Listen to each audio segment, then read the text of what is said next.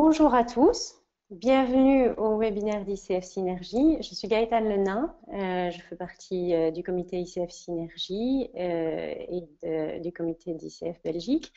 Aujourd'hui, ICF Synergie est vraiment très heureux de vous présenter un premier webinaire d'une série de 2 webinaires sur l'éthique, présenté par Jacqueline Coetzee, par Hélène Le Gallais et par Marie-Paul Dumas.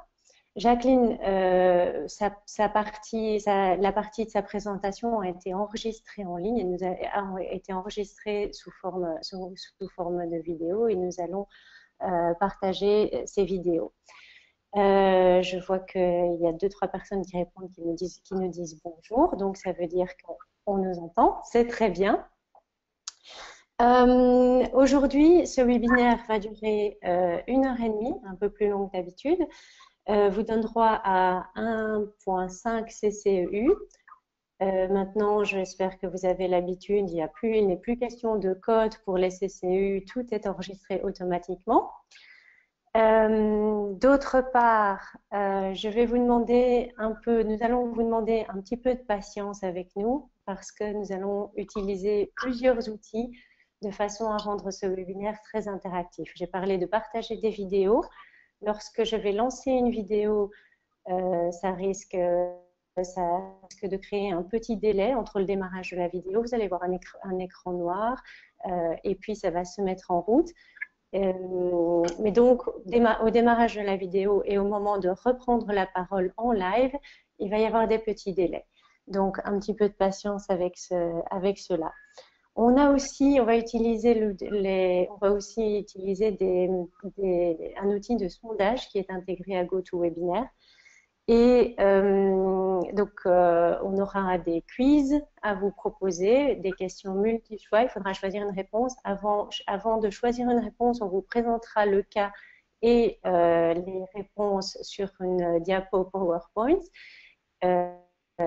Vous attendez et ensuite on lancera le sondage et vous pourrez juste cliquer sur la réponse que vous choisissez.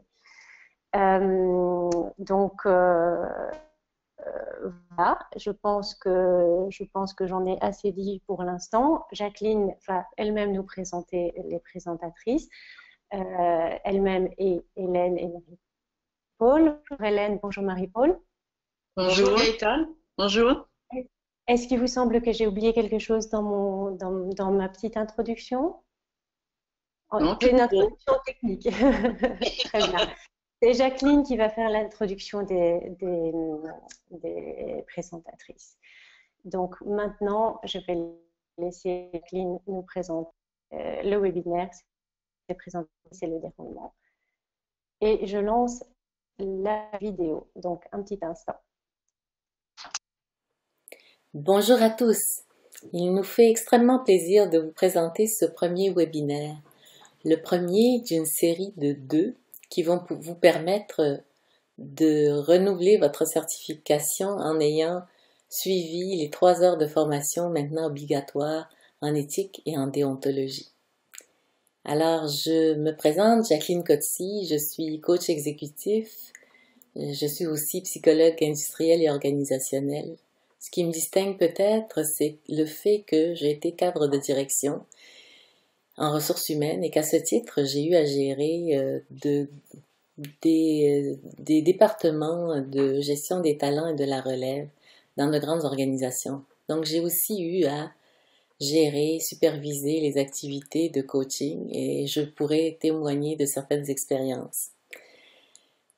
Je vous présente aussi mes 2 co-animatrices, Marie-Paul Dumas et Hélène Le Gallais, que j'ai eu le plaisir de rencontrer puisque je préside le comité de déontologie d'ICF Québec à titre de membre du CA. Et donc j'ai eu ce grand plaisir, d'abord Marie-Paul Dumas, qui est une personne qui est une spécialiste en formation, coach, qui coach à différentes clientèles à travers le Québec et qui aussi a débuté récemment un doctorat en éthique, mais en éthique du coaching, ce qui est fort intéressant pour nous et pour la communauté de coachs. Je vous présente aussi Hélène Le Gallais, qui est originaire de France, au Québec depuis 2 ans, et qui a fait énormément de formations et de coaching à l'île de la Réunion pendant une bonne douzaine d'années qui nous arrive et avec laquelle on a eu beaucoup de chance de travailler. Maintenant, nos objectifs et notre plan de match.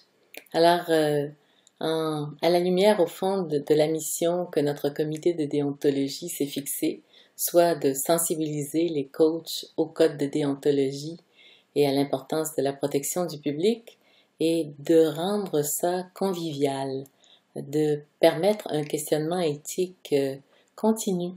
J'ai même osé appeler ça rendre la déontologie et l'éthique sexy, qu'on ait le goût d'en parler.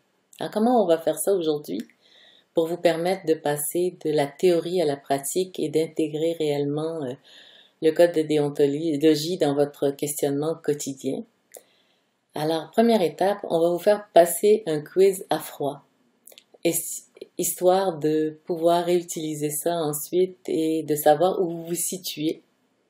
Dans une deuxième étape, je vais faire un bref survol du code de déontologie, histoire de vous rafraîchir la mémoire, car j'imagine que comme nous, ce n'est pas votre roman préféré actuellement, bien sûr. Par la suite, mes collègues vont reprendre 2 cas très concrets tirés du quotidien qu'on va réanalyser à la lumière du code de déontologie pour identifier des pistes d'action, des pistes de réflexion. Enfin, on va terminer en beauté en vous aidant par le biais d'une activité à réfléchir à votre propre cadre de référence éthique par le biais d'une activité de mind mapping.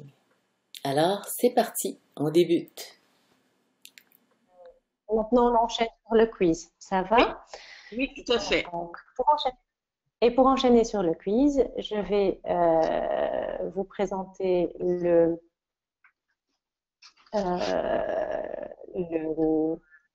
PowerPoint avec les diapos du quiz. Et c'est que je ne trompe pas.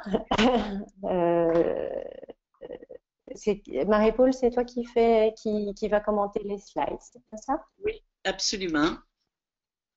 Alors, tu peux te rendre à la diapositive, tu vois 5. Oui, 6, c'est très bien.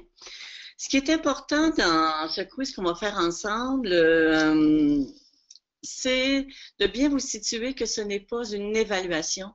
Et c'est pour ça qu'on utilise le terme à froid. C'est dans le fond de voir où vous en êtes rendu maintenant au regard de quelques questions.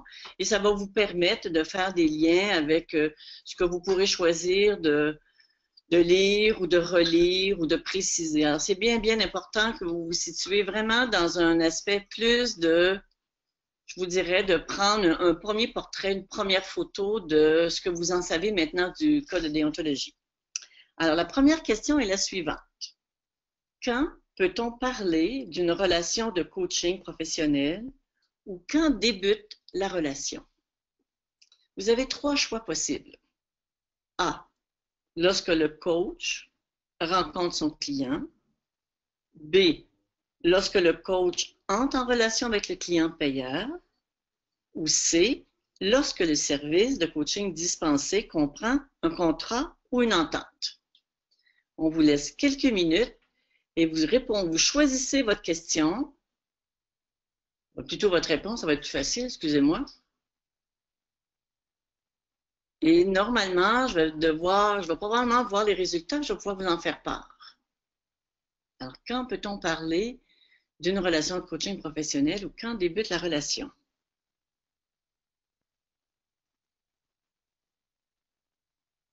Alors, j'ai un 47% lorsque le coach rencontre son client, j'ai un 45% lorsque le service de coaching, dans le fond, est dispensé, et j'ai un 9% quand le coach entre en relation avec le client payeur.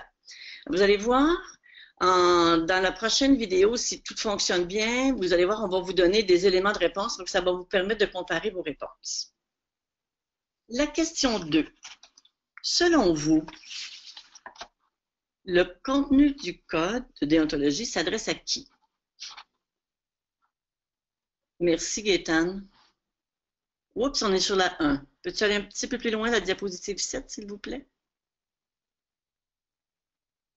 Je suis dessus, donc je ne sais pas s'il y a un délai. Hein, on devrait être normalement à la question. Ah, bravo, bravo, bravo. Bon, on va y arriver. Alors, selon vous, c'est beau. Le contenu, on est tous en apprentissage, vraiment. Alors, selon vous, le contenu du code de déontologie s'adresse à qui? Vous avez des choix possibles. Le coach et son coaché, le coach et le coach mentor ou superviseur, le coach et le formateur en coaching. Et si vous avez la chance de voir les deux autres possibles, moi je ne les vois pas à l'écran, mais il peut arriver que vous les voyez. Vous avez un choix aussi de le coach et le client payeur et toutes ces réponses. Alors, vous êtes très rapide, alors j'ai un 83% de toutes ces réponses. Oups, c'est en train de changer à 74. 75. Bon, alors, on verra tantôt en quoi consiste, dans le fond, à qui s'adresse le code. Mais on finit avec 75% de toutes ces réponses. On continue. Oui, ça va très bien. On continue. Très bien, je passe à la suivante. Comme tout à l'heure, peut-être un petit délai. Oui, c'est ça, je vais prendre... Ah, c'est bien.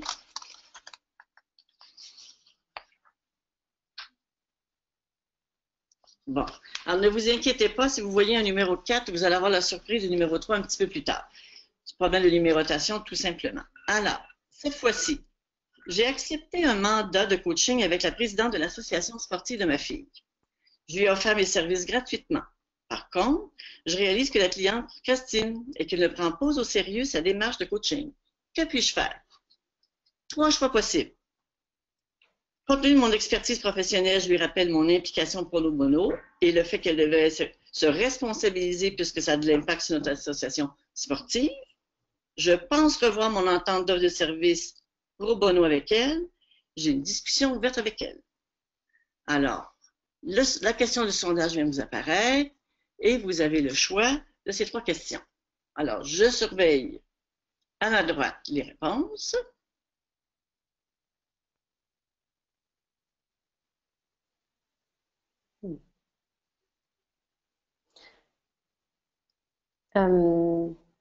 Oui, apparemment, il y a vraiment un délai parce que j'avais déjà lancé le sondage. OK. Il n'y a pas de personne qui répond. Donc, Non, mais mais je n'ai pas la possibilité de. Ça a probablement. Désolée tout le monde. Le questionnaire a probablement apparu trop vite et a disparu trop vite. Et je n'ai pas la possibilité de le réouvrir. bon, ben, c'est pas grave. Du moins, vous avez vos réponses, puis vous allez voir tantôt dans la vidéo, il va y avoir des éléments qui vont vous permettre de soit de clarifier des choses ou de nuancer des choses. Bon, alors, on y va avec la fausse 4 et la nouvelle 3. Non, mais on apprend vraiment toutes sortes de choses. Bon, on y va. Marie-Paul, dis-moi quand tu vois le slide, qu'on n'arrive pas à se synchroniser.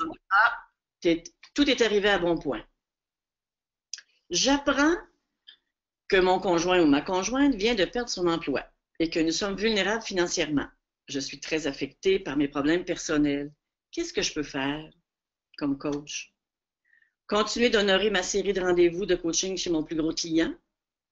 Mettre un terme à ma relation de coaching ou je revois ma série de rendez-vous avec mon client? Alors, c'est à votre tour. Voici la question, qui est un petit peu résumée parce qu'il y avait un petit peu moins d'espace physique pour elle. Puis vous avez les 3 questions. Ah, ça fonctionne, je vois des chiffres qui tendent vraiment vers je revois ma série de rendez-vous avec mon client, de plus en plus. En tout cas, le numéro B, il y a un gros 0%. Oui, on se rend à 75% pour la 3e. C'est beau. On continue. On est toujours dans un quiz à froid. La 5e. Je vais laisser le temps à Gaétane de nous la présenter. Voilà. Après 3, 5. Oui, oui, c'est ça. On est sur le 3. Ah, nous voilà. Vous entretenez de bonnes relations avec l'un de vos clients payeurs fidèles depuis plusieurs années. Vous le coachez depuis un mois. Bien que sa courbe de progrès suit son cours sans éclat particulier, celui-ci vous demande de manière subtile mais insistante de témoigner auprès de son gestionnaire en vue de contribuer positivement à son évaluation de rendement. Il y a 3 possibles. A. Vous répondez à sa demande favorablement car vous le connaissez bien. B. Vous lui rappelez les modalités de l'entente. C. Vous lui demandez un temps de réflexion. C'est ce que je vous accorde, un temps de réflexion. Alors là, vraiment, 95%, vous lui rappelez les modalités de l'entente. Un 0% au A et à peine un 4 ou 5% sur le temps de réflexion. Assez intéressant.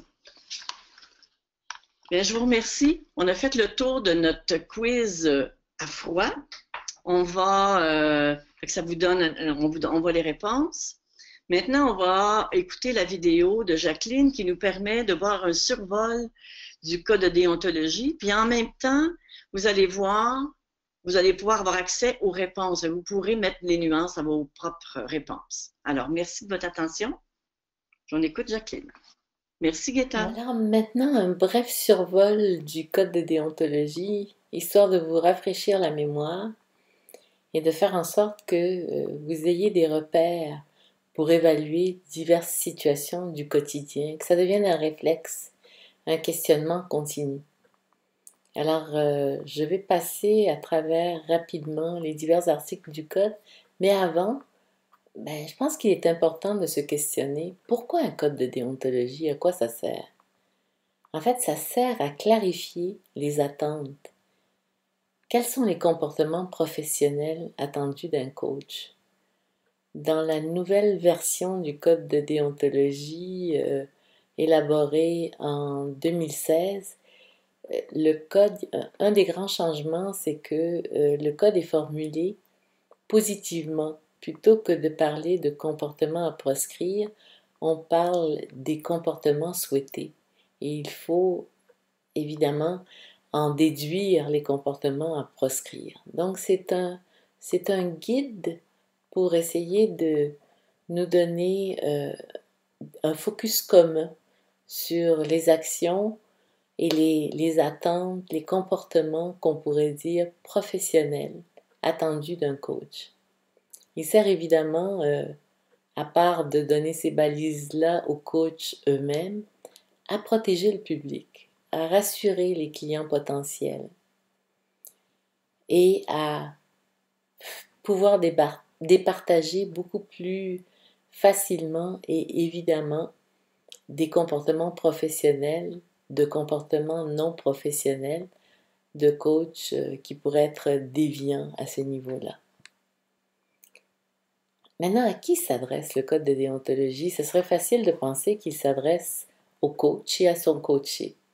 Dans les faits, sa portée est beaucoup plus large. On parle aussi du client-payeur qui est profondément dans ce triangle ou dans cette relation tripartite. On parle aussi du mentor. Si vous assumez un rôle de mentor, il s'adresse aussi à vous comme mentor et à votre mentoré. Si vous donnez de la formation à des coachés, à des coachs, il s'adresse aussi aux formateurs que vous êtes et à vos étudiants. Et il s'adresse enfin à vos collaborateurs, essentiellement pour l'aspect de la confidentialité, qui doivent vraiment respecter les mêmes normes de confidentialité. Et vous êtes responsable de leur transmettre ces normes-là.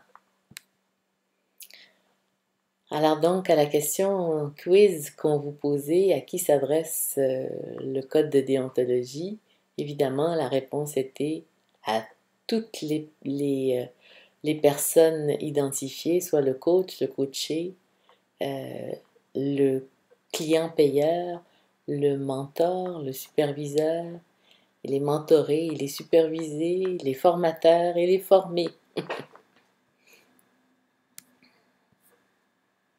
Le code, c'est 5 sections, 28 articles. Je vous propose de passer à travers ces sections pour vous les vulgariser rapidement. Donc d'abord et avant tout, quand est-ce que débute la relation de coaching professionnel? C'est dit dès le début du code, dans l'introduction.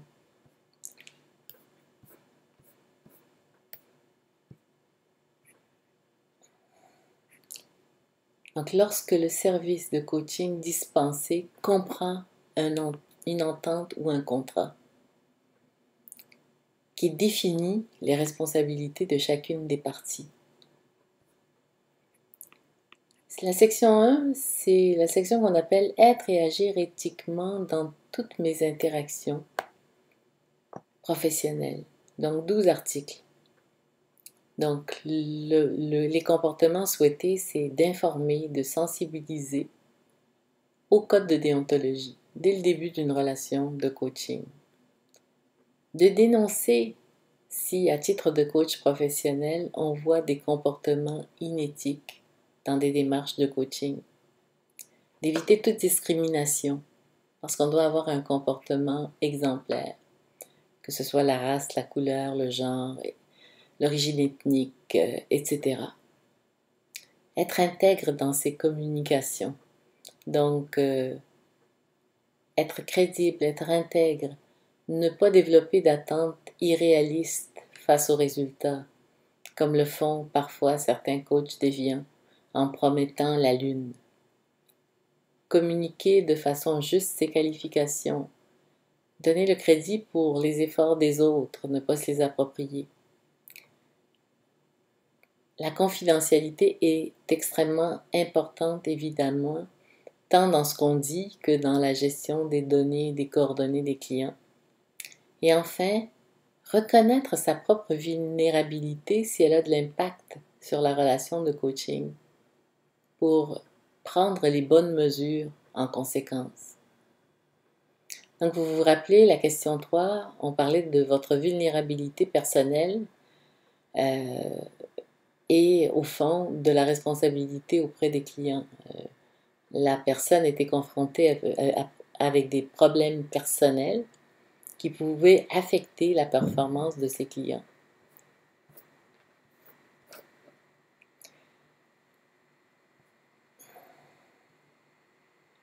Donc, ce qu'on y disait, au fond, ça réfère à l'article 8, où il faut reconnaître ses propres problèmes personnels qui pourraient diminuer ou entrer en conflit, ou même interférer avec sa performance de coach. Et demander promptement l'aide professionnelle, mais aussi en parler et envisager d'interrompre ou de mettre un terme à sa relation quand les faits et les circonstances le nécessitent. Dans ce cas, on ne considère pas que ça nécessite d'arrêter complètement, mais en même temps de revoir sa série de rendez-vous avec son client est certainement approprié pour s'enlever un peu de pression et être à son meilleur. La section 2, c'est 4 articles. Éviter les conflits d'intérêts, c'est essentiel. Donc, premièrement, l'article 13, reconnaître, divulguer, proposer de se retirer si on réalise qu'on est en conflit d'intérêts. L'article 14, clarifier le rôle de coach interne parce qu'on peut être facilement en conflit d'intérêts. Dévoiler toute rémunération à mon coaché qui pourrait lui donner l'impression que je suis en conflit d'intérêts et avoir en tout temps une relation égalitaire avec mon client.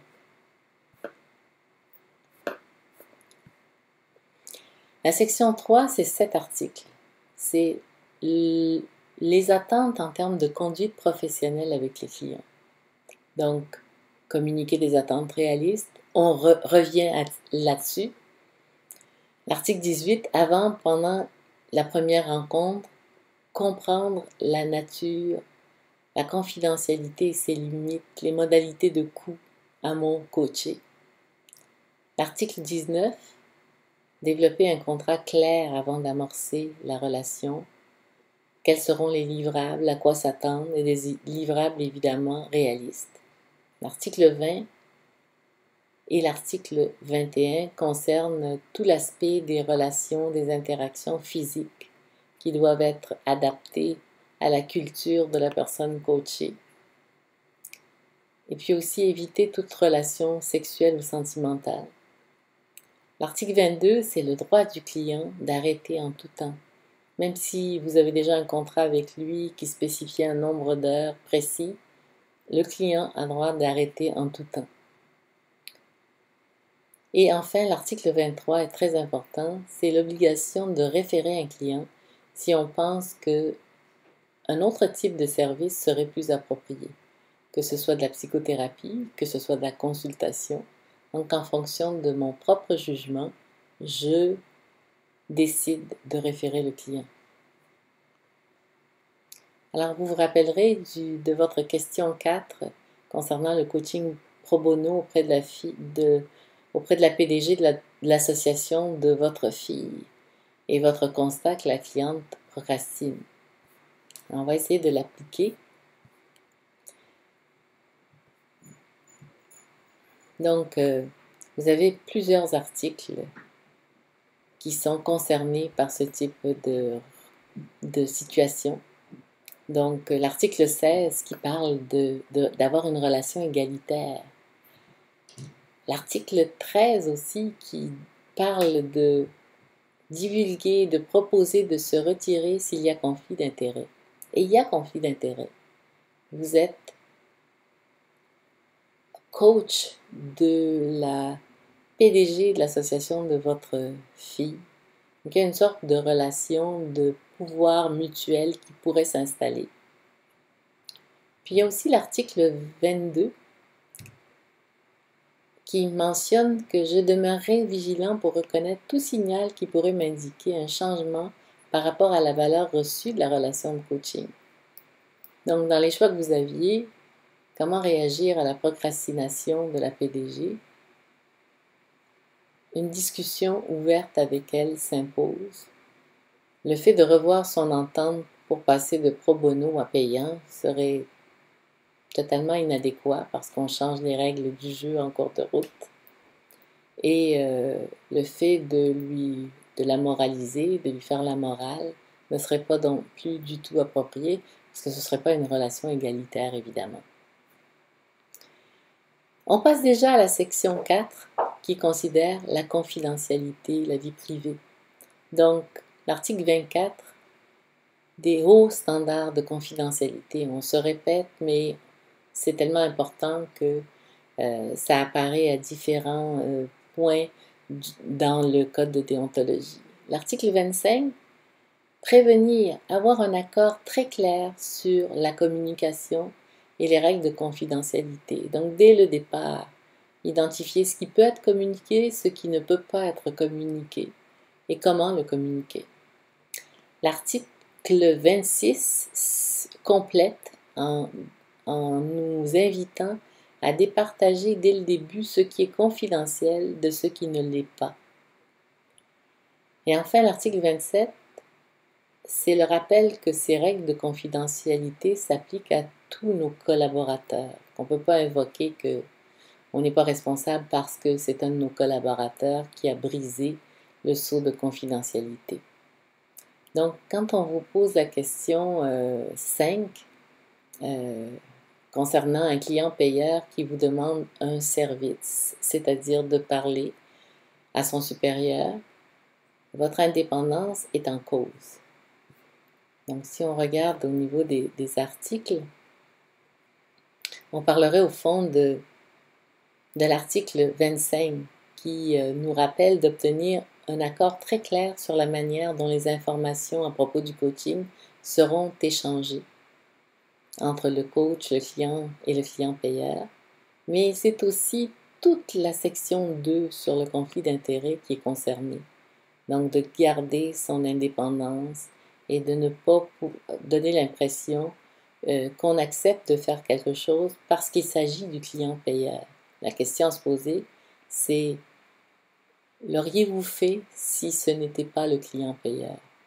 Donc, pour cette question-là, on vous inciterait à lui rappeler les modalités de l'entente, plutôt que de lui demander un temps de réflexion qui pourrait l'amener à développer des attentes en ce sens, ou encore d'accéder à sa demande parce que vous le connaissez bien et que vous voulez lui rendre service. Enfin, la section 5, l'article 28, renforce l'importance du développement continu en rappelant aux coachs professionnels que c'est maintenant une obligation d'ICF que d'avoir une formation continue pour se garder au fait et à la fine pointe de l'évolution en termes de compétences. Marie-Paul, tu m'entends? Oui, oui, je t'entends et je t'écoute. Je vérifie avec toi parce que tu es la première personne qui peut au moins me dire est-ce que toi tu as pu visualiser la vidéo sans difficulté? Oui, tout à fait. J'ai une question. Qu'est-ce qu'on peut partager avec le client payeur précisément et qu'est-ce qui est confidentiel? Quand vous abordez l'entente avec le client payeur, c'est très important que tout l'aspect des modalités soit clair. Et si, avec le client payeur, vous avez à vous engager dans une entente tripartite, c'est-à-dire avec lui, s'il est supérieur immédiat, avec le coaché, avec vous, soyez bien au clair avec le fait des objectifs à atteindre, le plan d'action, pour que vous puissiez avoir de la marge de manœuvre en tant que coach et que le coaché sache exactement sur quoi vous allez travailler, comme le client payeur aussi. Bien sûr qu'il y a des aspects de modalité de paiement et tout ça, mais en même temps, une fois que le contrat est clair, les ententes, les objectifs, les modalités, profitez-en aussi pour parler de la confidentialité. Parce que le client payeur, bien évidemment, il y a des attentes, il y a des besoins. Alors, il faut bien déterminer, bien délimiter le territoire sur lequel il y a des informations et des renseignements qui sont divulgués. Le contenu de votre séance de coaching, de chacune des séances de coaching, demeure confidentiel. Maintenant, quand on s'est entendu sur un plan d'action avec des actions à poser, il faudra voir, dans le fond, le résultat de ça et non pas le contenu de votre séance de coaching. Alors, mais il faut être vous devez être bien au clair avec ça, le coaché aussi et le client payeur. Alors, je vous dirais, il y a au moins 3 aspects à considérer à l'intérieur de ça. S'il n'y a pas d'autres questions dans l'immédiat, je laisserai la parole à Hélène pour qu'on puisse commencer les études de cas. De toute façon, on a prévu une autre période de questions s'il y avait d'autres choses. À moins que tu me dises qu'il y a déjà une autre question en banque pour toi. Des questions, il y en a. J'en ai une, effectivement. Peut-on relancer des clients qui ont fini un trajet de coaching, c'est-à-dire par exemple 6 mois plus tard, pour sonder s'ils ont besoin d'aide à nouveau? J'ai un mandataire de service qui souhaite que je le fasse et je suis un peu mal à l'aise avec cela car pour moi, la demande doit venir du client. Merci pour votre éclairage. Ça dépend toujours de la position que vous prenez. Dans le sens aussi, vous vous situez comme le coach qui est dans une période de promotion d'offres de services. Ça s'inscrit dans une stratégie marketing ou de communication. À ce moment-là, vous offrez dans le fond l'ensemble de vos services.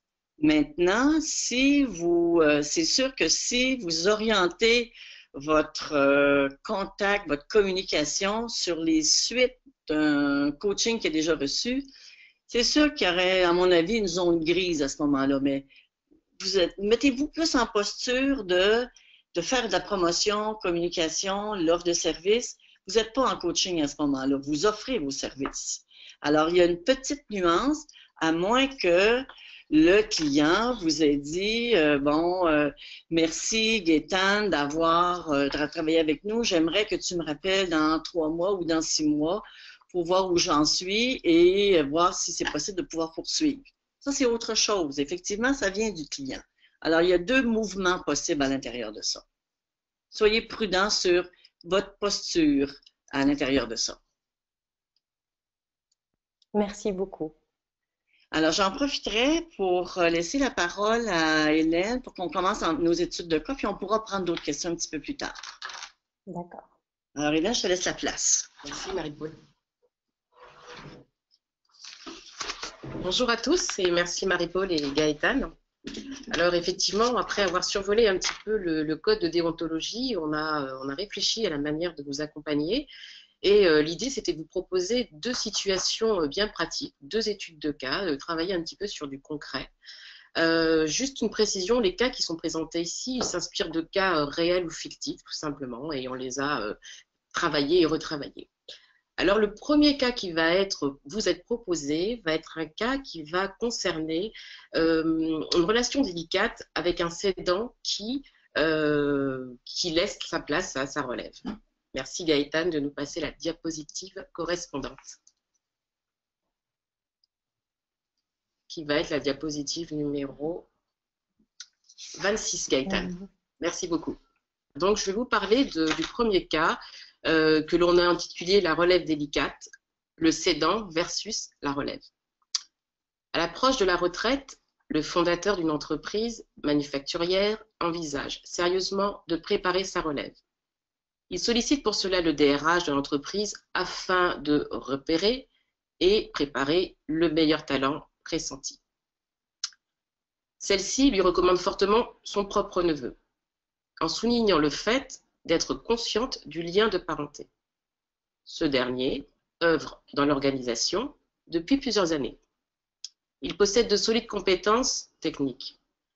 Le fondateur accepte, ne pressentant pas d'autres relèves à première vue. Un coaching de développement du leadership lui est alors proposé. Un coaching qui sera axé sur des compétences de gestion.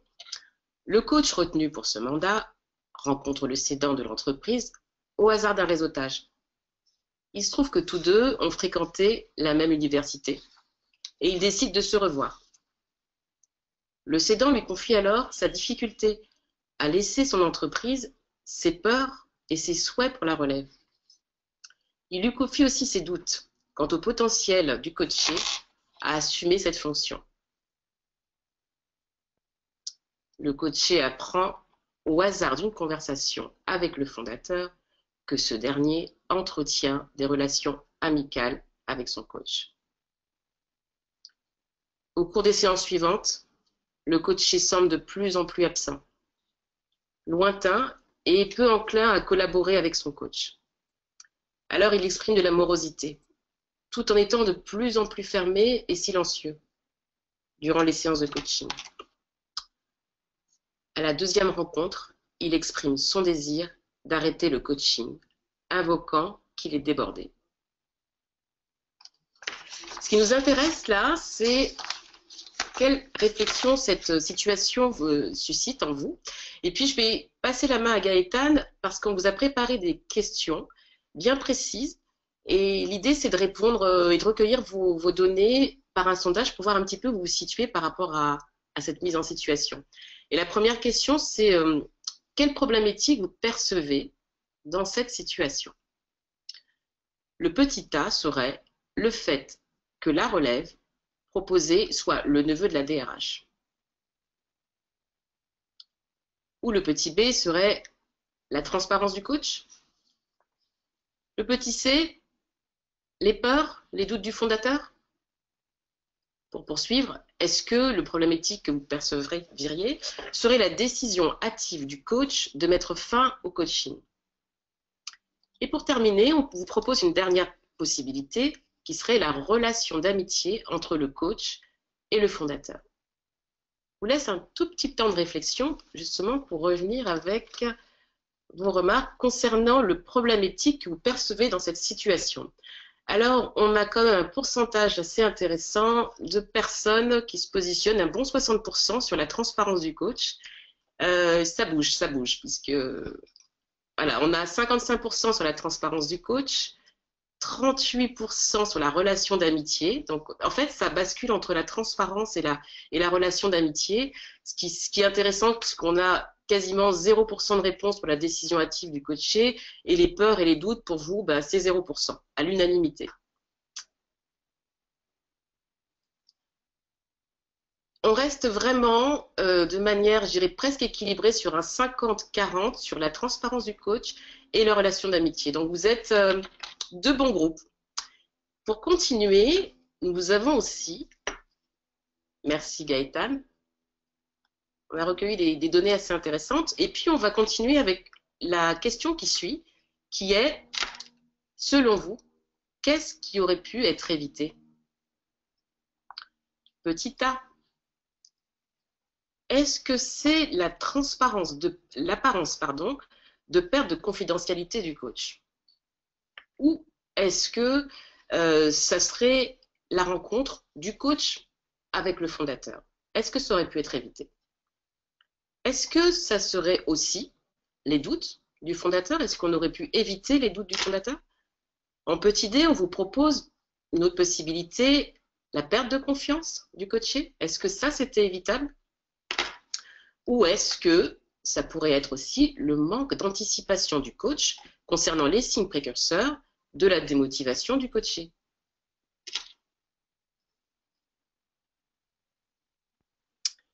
Je vous laisse un tout petit temps de réflexion.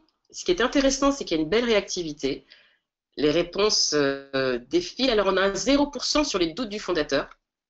Donc là, encore une fois, on est à l'unanimité. On a une trentaine de pourcents sur l'apparence de perte de confidentialité. Ça pourrait être évité. Qui s'équilibre également avec la perte de confiance du coaché, et également sur l'identification des signes précurseurs.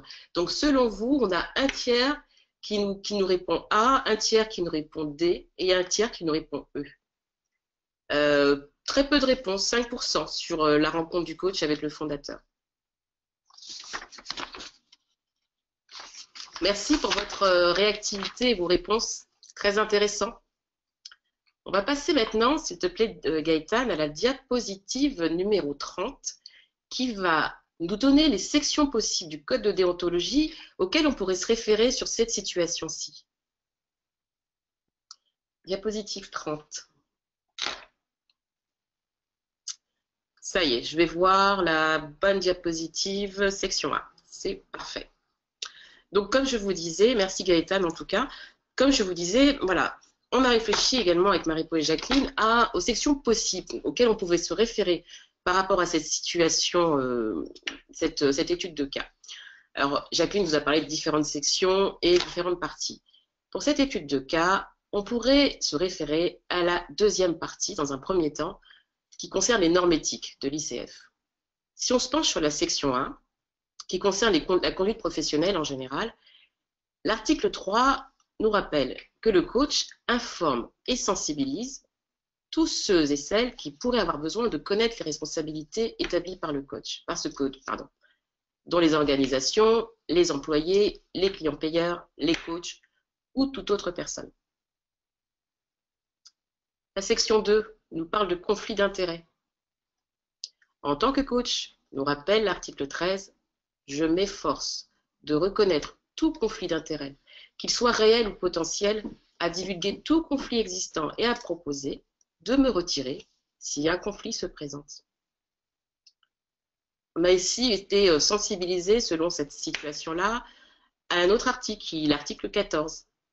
Il nous rappelle qu'il est important que le coach clarifie les rôles du coach interne, en fixe les limites et examine avec les parties prenantes les conflits d'intérêts qui pourraient émerger entre le coaching et les autres rôles. Donc on a pensé à rajouter cet article parce qu'on n'est pas forcément sur un coaching interne, dans la mesure où on a le neveu, il y a une relation entre le neveu et la DRH, on a pensé à cette notion de coaching en interne. Pour poursuivre, on a d'autres sections possibles qui concernent la conduite professionnelle avec les clients. En tant que coach, si on se réfère à l'article 22 sur la diapositive 31, Gaëtan, s'il te plaît. Merci.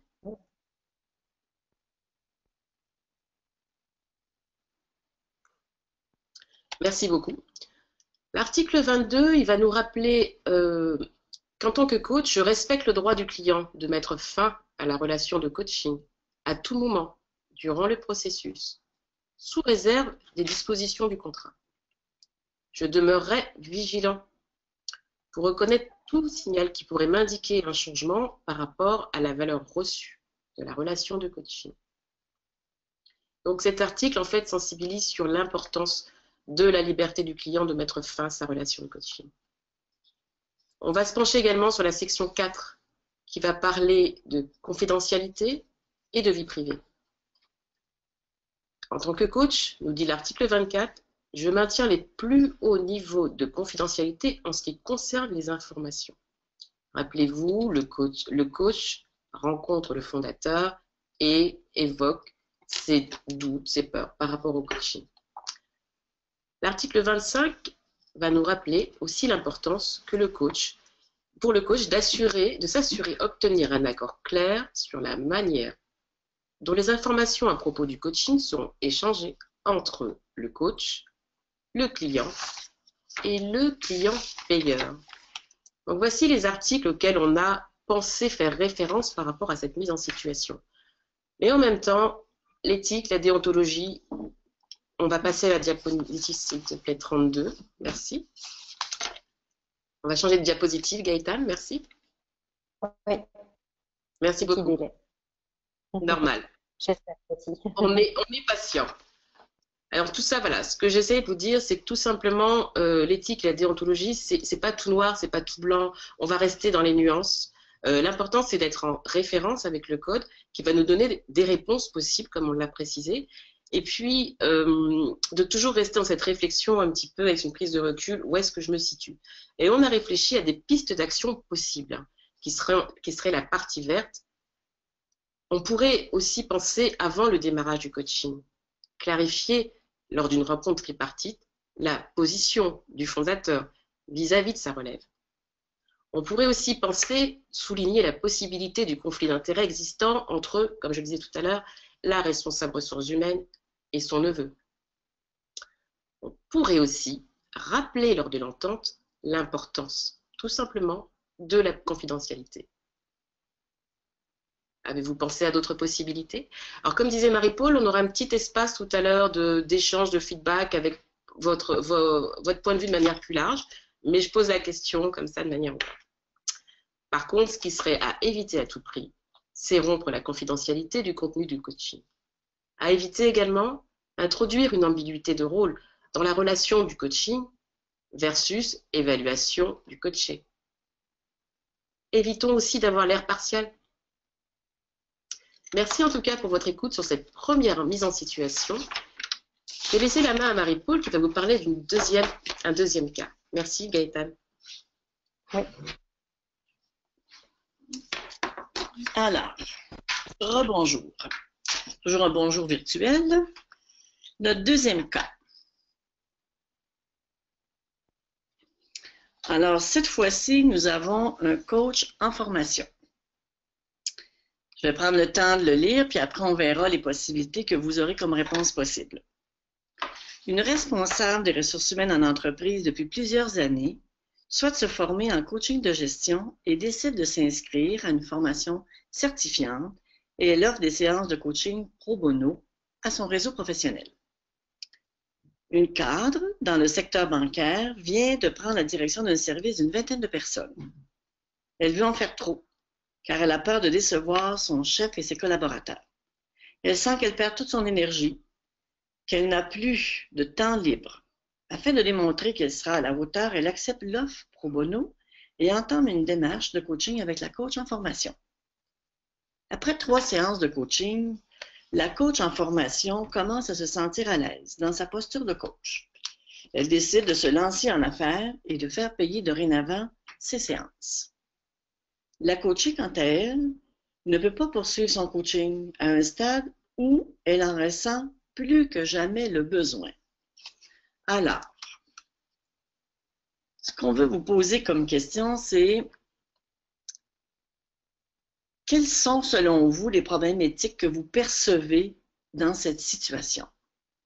On vous a préparé 5 possibles. Il peut en avoir d'autres, mais 5 possibles. Est-ce la clarté de l'entente entre le coach et le coaché? Dans ce cas-là, c'est plutôt la coachée. Le fait de modifier les règles en cours de route. La conscience professionnelle du coach en formation face à la situation et aux besoins de sa coachée.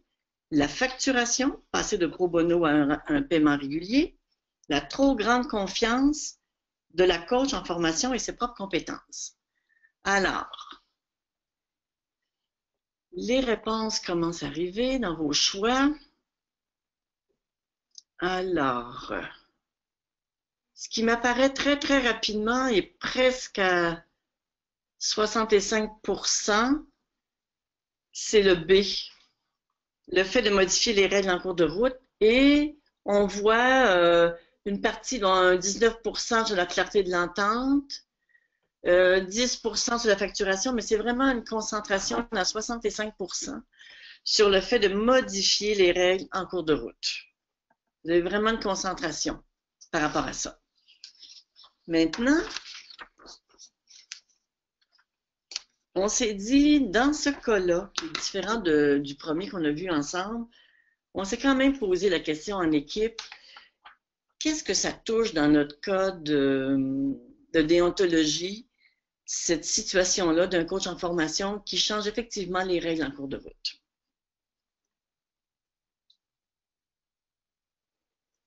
Alors, on est en train de vous préparer la diapositive 35, où là, on va voir les sections qui sont liées avec le code. Alors, voici. Première des choses dans la section des définitions, l'étudiant. Un étudiant désigne, toujours dans notre code de déontologie, une personne inscrite à un programme de formation en coaching ou travaillant avec un superviseur en coaching ou un mentor coach afin d'apprendre le processus de coaching ou améliorer et développer ses compétences de coaching. Ce qu'on avait mis dans le titre de cas, qui était toute la formation certifiante.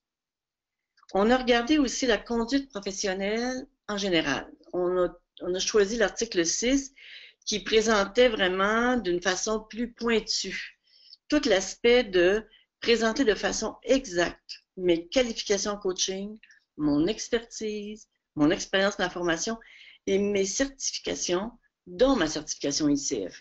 D'être particulièrement au clair avec ça pour que la personne puisse, bien sûr, en être informée et qu'elle puisse même vous poser des questions. Qu'est-ce que ça veut dire, cette certification-là, pour que vous puissiez l'expliquer. Ensuite de ça, on est allé un peu plus loin. On est allé dans la section 3. Toujours dans notre code de déontologie, où on touche l'aspect de la conduite professionnelle avec les clients. Dans le fond, il y a 4 articles possibles.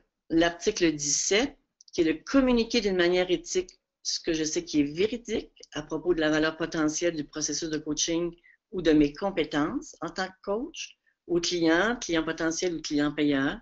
Alors, si c'est une étudiante en formation de coaching certifiant, c'est bien qu'on puisse le nommer. Ça permet de clarifier les choses et d'être au clair avec soi-même, bien évidemment, mais aussi avec notre client.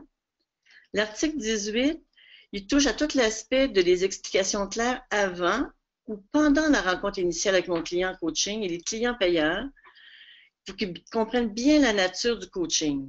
Alors, on pourrait faire même des liens avec les questions qu'on avait précédemment parce que dans le fond, ce qu'on dit, c'est la nature et les limites de la confidentialité, les arrangements financiers et toute autre condition reliée à l'entente contractuelle de service de coaching.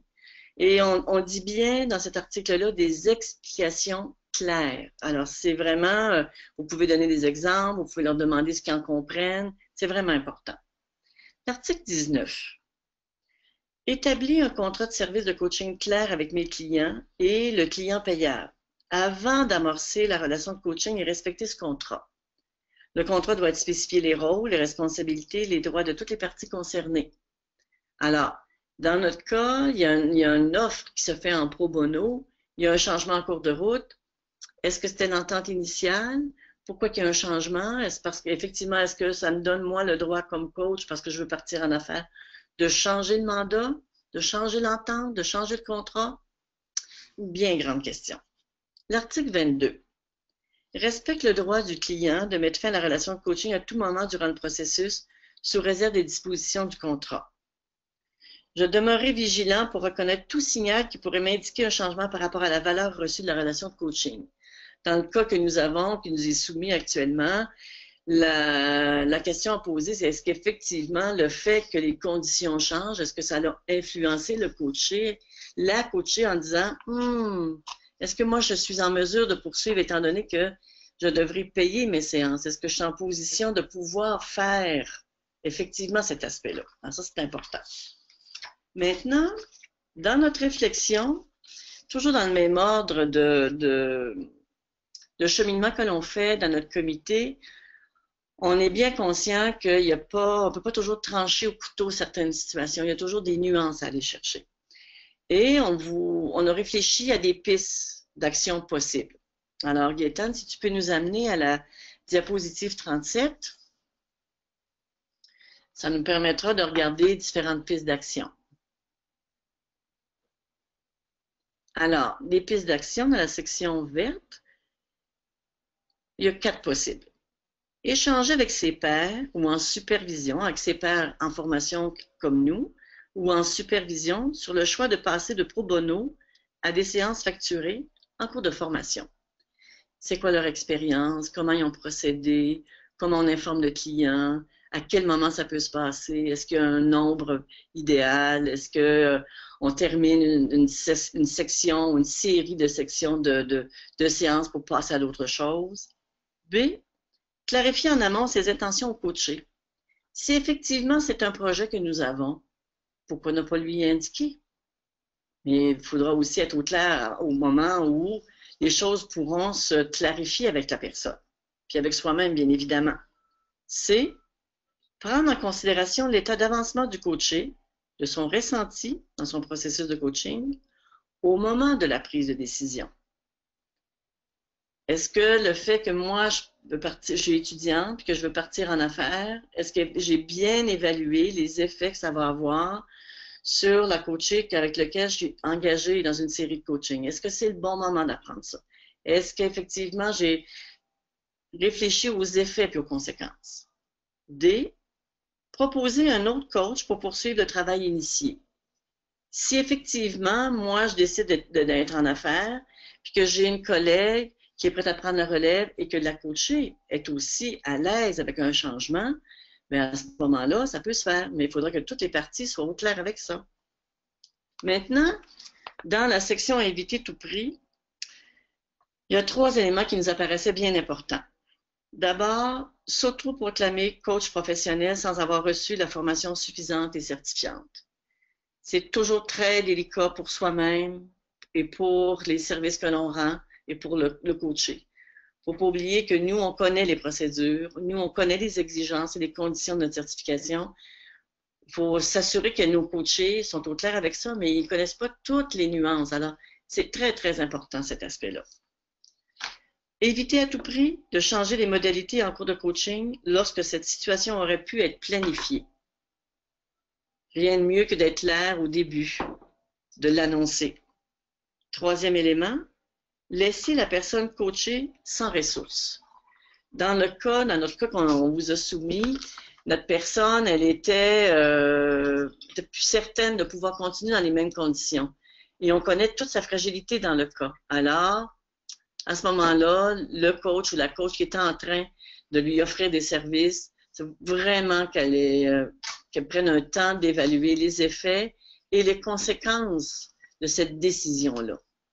Alors, c'est pour ça que votre résultat, le fait de modifier les règles en cours de route, effectivement, c'est quelque chose de vraiment très sensible autant pour le coach que pour les coachings qui sont offerts que pour la coachée. Je vous remercie de votre attention et votre participation à ce 2e collant. Je vous laisse entre les mains d'Hélène qui va poursuivre une autre activité. Merci aussi, Gaëtane, de nous soutenir techniquement pour les études de cas. C'est apprécié. Merci Marie-Paul. Est-ce que vous voulez passer à la carte mentale ou j'ai justement 2 questions qui sont liées à la section qu'on vient de voir?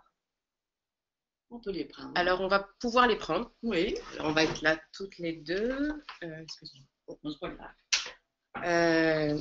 OK.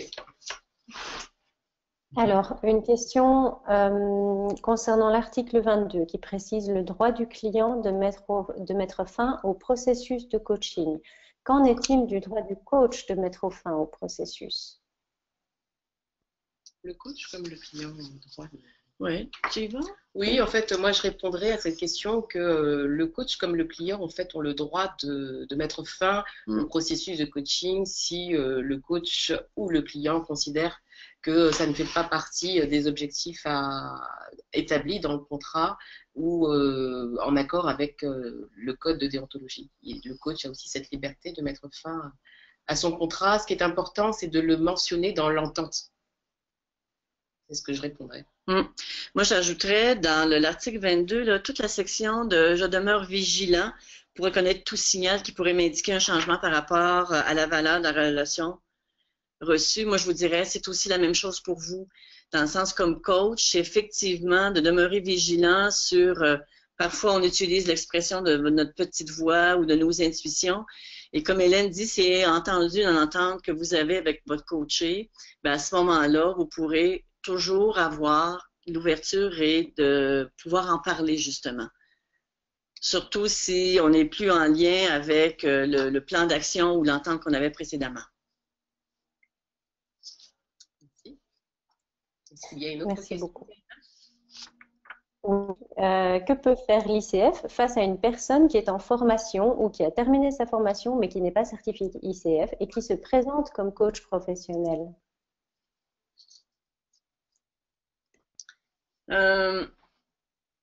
C'est un élément qui est très, très, très délicat, c'est-à-dire que dans chacun de nos chapitres, on peut déposer une plainte. Du moins au Québec, notre comité de déontologie peut recevoir une plainte. Il peut collecter ce sont des faits observés, préparer le dossier et nous le transmettons. On s'assure qu'au conseil d'administration, on est au clair avec ça. Et par la suite, on transmet le dossier à ICF International. Parce que dans le fond, c'est eux qui prennent la relève pour cet aspect de traitement, je vous dirais, d'une plainte d'un dossier. Mais la responsabilité que nous avons au Québec, je connais malheureusement pas les autres chapitres quelles sont vos responsabilités, mais les nôtres au Québec, c'est vraiment de recueillir la plainte, de monter le dossier et de le déposer à ICF International. Oui. Merci. Merci beaucoup, Marie-Paul. Merci. Merci de vos questions. Merci. Le titre de coach est-il protégé au Canada? Non, non, pas à non. notre temps, pas à ma connaissance. Non, pasteur Signès Dassi. Est-ce qu'il serait protégé ailleurs? Je pose la question à la personne qui l'a posée. Je pense qu'en France. Oui.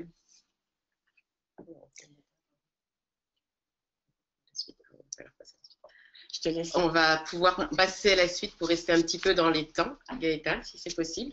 Oui, d'accord. Merci beaucoup. Merci Marie-Paul.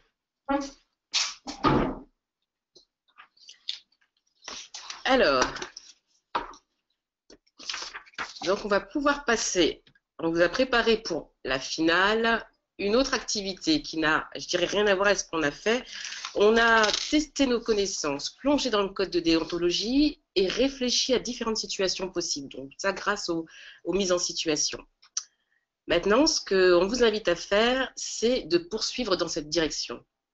L'éthique et la déontologie, on sent, ça met en mouvement, ça questionne, ça fait bouger. Et l'idée maintenant, c'est de vous ouvrir à votre propre cheminement éthique. Et là, ce serait selon le principe de la carte mentale, avec l'idée de partager et d'aller vers une co-construction. Alors cet exercice, pour vous rassurer, il a déjà été réalisé l'an passé au Congrès des coachs en présentiel, et ce, avec beaucoup de succès. C'est pour ça qu'on a choisi de maintenir cette dynamique-là et d'expérimenter ça avec vous. Et je parle vraiment d'expérience puisque on a, je dirais, une configuration qui est atypique dans le sens où on est en webinaire. Mais en même temps, j'ai envie de dire, on compte sur votre énergie, votre participation, votre interaction. Vous êtes des coachs et je dirais, l'idée de cette formation, cet accompagnement, c'est de fossorer, c'est de collaborer, c'est de partager. Et donc, je propose tout simplement aujourd'hui de relever ce défi, à la fois avec nous, ICF Québec, à la fois avec ICF Synergie. Et puis c'est vrai que j'ai un petit peu embarqué Gaëtane dedans, puisque Gaëtane va aussi utiliser un outil mind mapping, mais là, à distance. Et donc, l'idée, c'est de faire un parcours collectif participatif. Vous êtes là, la francophonie, le Québec, le Luxembourg, la Belgique, la Suisse et bien d'autres encore que j'aurais peut-être oublié.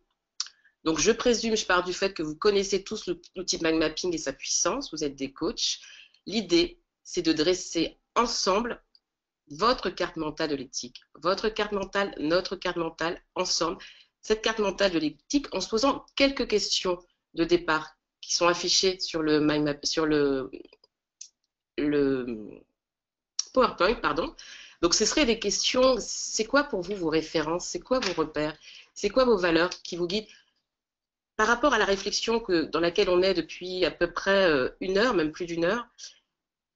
Où est-ce que vous en êtes par rapport à ça? Et donc, en vous proposant une première carte mentale, est-ce que Gaëtan, tu peux passer à la première diapositive, s'il te plaît? Voilà, comme celle-ci, qui a quelques mots déjà proposés autour de l'éthique, des mots que je vais lire, l'éthique, les limites, l'interprétation, l'espace, la sensibilité, le sens, la légitimité. Alors, comment on va procéder? Donc, à partir de cette carte mentale, nous vous invitons à partager votre réflexion sur ce que ces mots-là vous évoquent. Au fur et à mesure que vous aurez des propositions à nous faire, ce qu'on vous demande, c'est de partir, de nous préciser quel est le mot départ, quel est votre mot source qui vous a inspiré. Si c'est le mot espace, de noter espace de points, liberté, je vous dis n'importe quoi, ou interprétation de points sens, pour que Gaëtan puisse, au fur et à mesure, remplir votre carte mentale. À vous de jouer, et puis laissez-vous aller dans cet espace de créativité. Merci Gaëtan. Donc là, vous allez avoir Gaëtan qui est sur... non, pas encore. Tu me dis Gaëtan, voilà. Et moi, je suis censée voir des mots en retour. Moi, ce que je vois déjà, c'est dans compétences, quelqu'un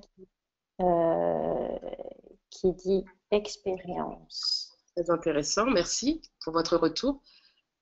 Est-ce que j'aurais pas...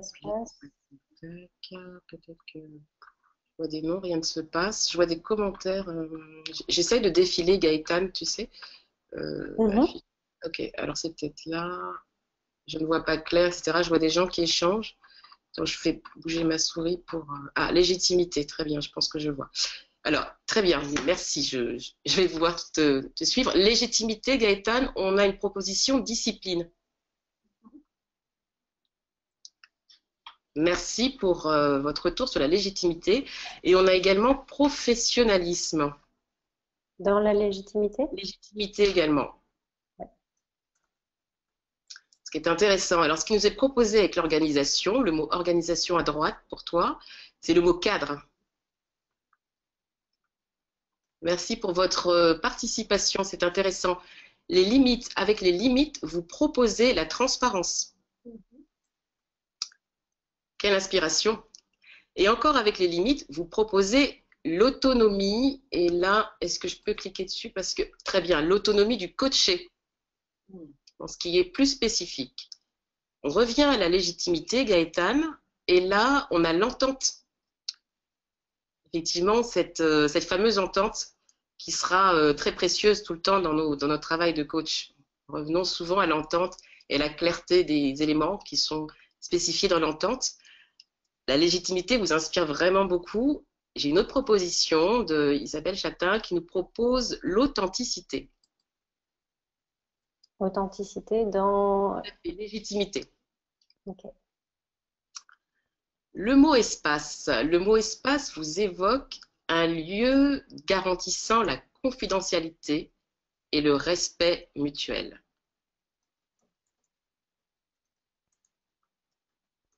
Le mot espace vous évoque aussi le temps. Les limites. Est-ce que je ne vais pas trop vite, Gaëtan, ça va? Ça va. C'est parfait. Alors, les limites évoquent le danger. Dans l'éthique, si on pense aux limites, on peut penser aussi au danger. Alors, j'y vais au fur et à mesure. Il y a encore une autre proposition sur la légitimité qui est la certification.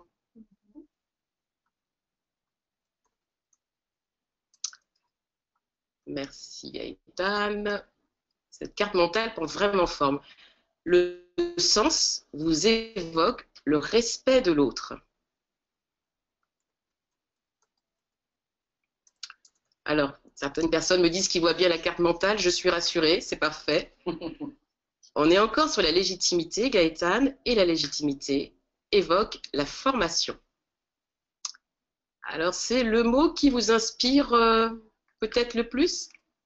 Pas encore de propositions sur l'interprétation, les enjeux, une sur la sensibilité. Je continue à défiler. Pardon? Dans enjeu, je vois clarté de l'objectif. Ah, très bien, intéressant. Légitimité, règle, l'espace. Ah, j'aime bien ce mot. Avec l'espace, j'ai une proposition, c'est protéger. Protéger et eux. Oui. Et dans l'interprétation, une proposition qui nous est faite, c'est le mot représentation.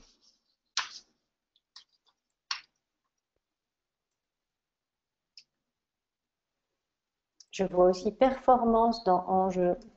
Très intéressant.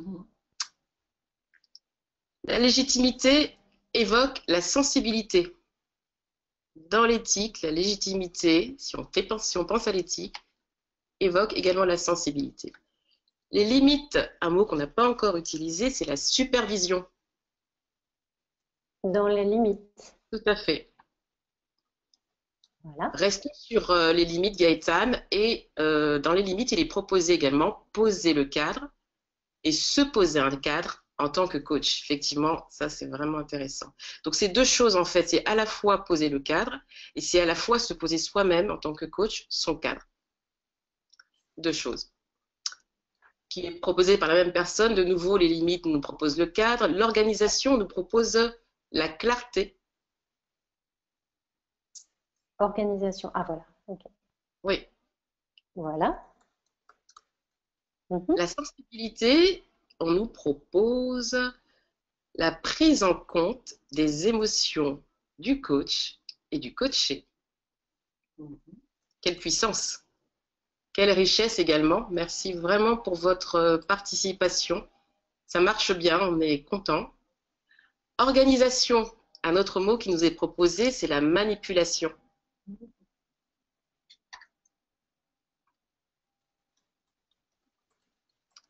Si on revient au mot limite, il est proposé liberté du client. Ce qui a été évoqué à travers nos deux situations éthiques, de mettre fin à ses séances de coaching. On va regarder un autre mot, le sens. Aligné sur mes valeurs. Donc, deux mots intéressants, aligné et valeur. Et je viens de voir écoute avec sens. Ah, très bien. Valeur avec sens. Voilà. Quelqu'un me demande où noter. Gaëtan, est-ce que tu peux repréciser aux participants où est-ce qu'ils peuvent donner leur réponse? Il doit y avoir il doit avoir un panneau de contrôle avec sur la droite quelques bandes grises. Et parmi ces bandes grises, il doit y avoir le mot question. Peut-être que c'est question-réponse. D'accord. Merci Gaëtan. Avec l'organisation, on a quelque chose d'intéressant aussi. Comité éthique pour poser des questions. Avec le mot organisation. Comité éthique pour poser des questions. Éthique pour poser des questions.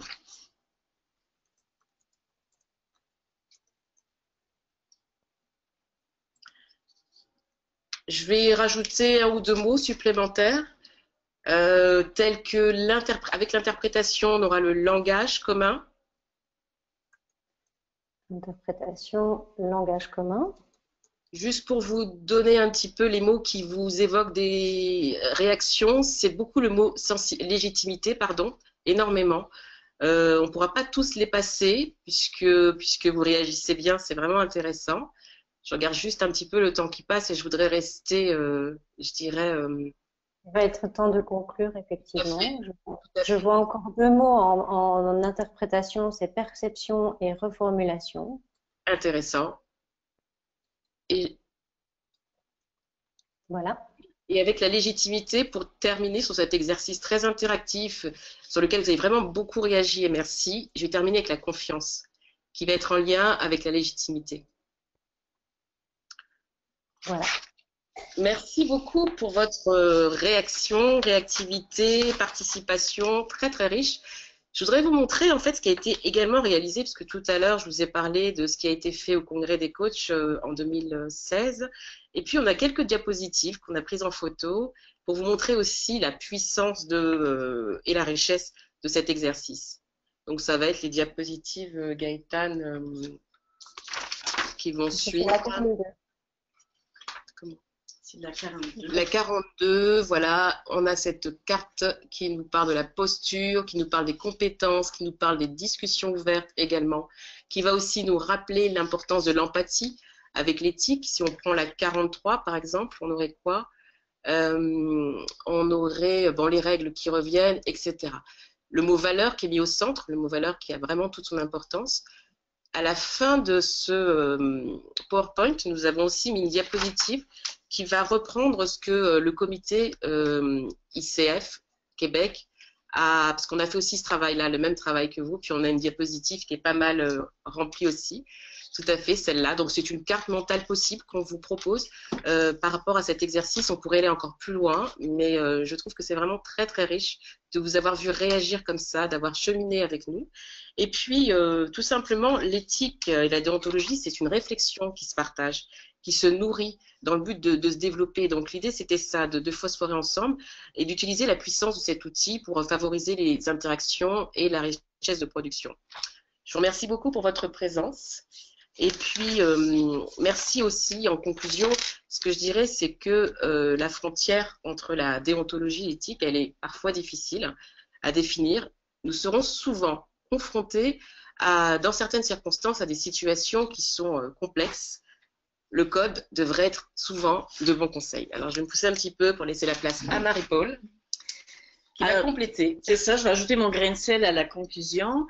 C'est de maintenir sa pleine conscience en vue de prendre et de maintenir la distance nécessaire, tout en ayant en tête notre propre cheminement réflexif au regard du code de déontologie et de l'éthique.